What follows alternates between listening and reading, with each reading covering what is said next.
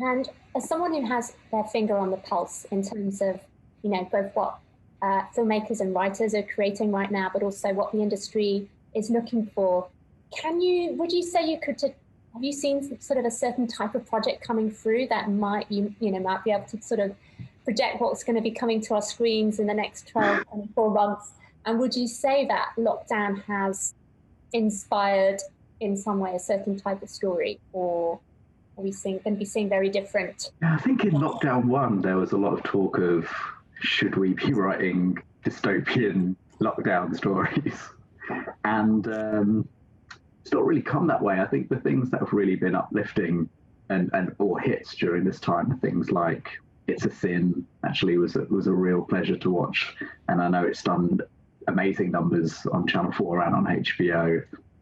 And I think the vibe is that it's been a bleak year, and everyone's just looking for some escapism, and everyone's looking for something that's hopeful and optimistic rather than too much bleakness. That being said, I think The Serpent did really well on the BBC as well, and that was a real hit for the channel. So, and that was very bleak, a serial killer who kind of stalks backpackers in the Far East. So who knows? I don't know. But what I would say is noisy material is always the thing that's going to stand out. And especially now in the UK, we've got the domestic channels, so BBC, ITV, 4, 5, Sky, but we've also got Netflix, Amazon, HBO, the big streaming services are all just kind of rushing to make announcements that are going to kind of make their channel stand out more than their competitors. And I think the noisier the better is not the way I would say it, but it's definitely the way that the tide is going. Interesting. So would you say it's quite hopeful in terms of the level of development that's taking place right now in the UK, in terms of the amount of content we need for writers?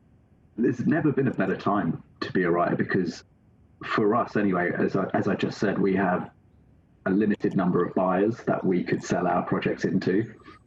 And that meant, and there was a lot of production companies, but only so few buyers, and crucially slots, because in the old days it would be, this is going to be BBC at 9 p.m. or this is ITV at 10 or whatever. So now that there is no slots to fill and you have the option to go onto a streaming channel, that means that there could be so much more development that actually does go into production. So I would say there is, and shows like I May Destroy You and Normal People have shown that BBC Three have a real appetite for material and have a strong audience that will show up for the right material as well.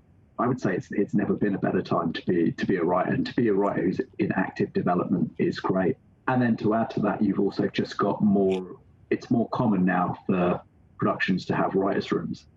Yeah. So whereas before you'd really struggle to try and find a place on a show, either you're writing an episode or you're not. Now a great entry point into the industry and into writing television is to sit in a writer's room or a Zoom, basically this, in your living room. But it's great education. We've had a few writers start out in writers' rooms and have had amazing experiences, and now are off writing episodes of shows.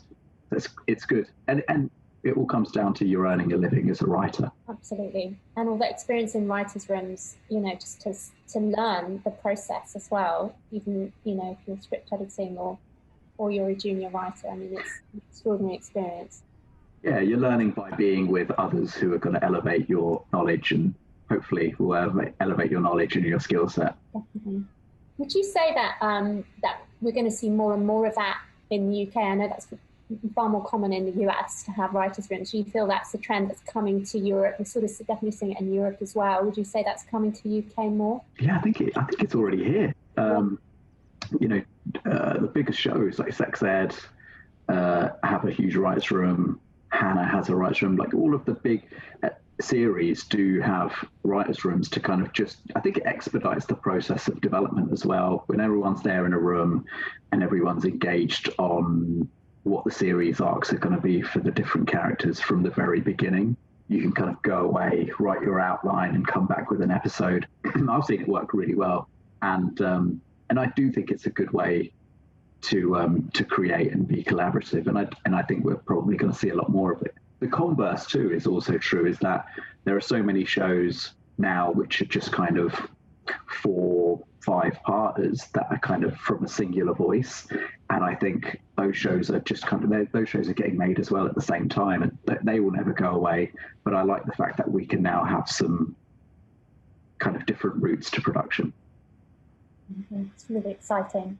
Yeah.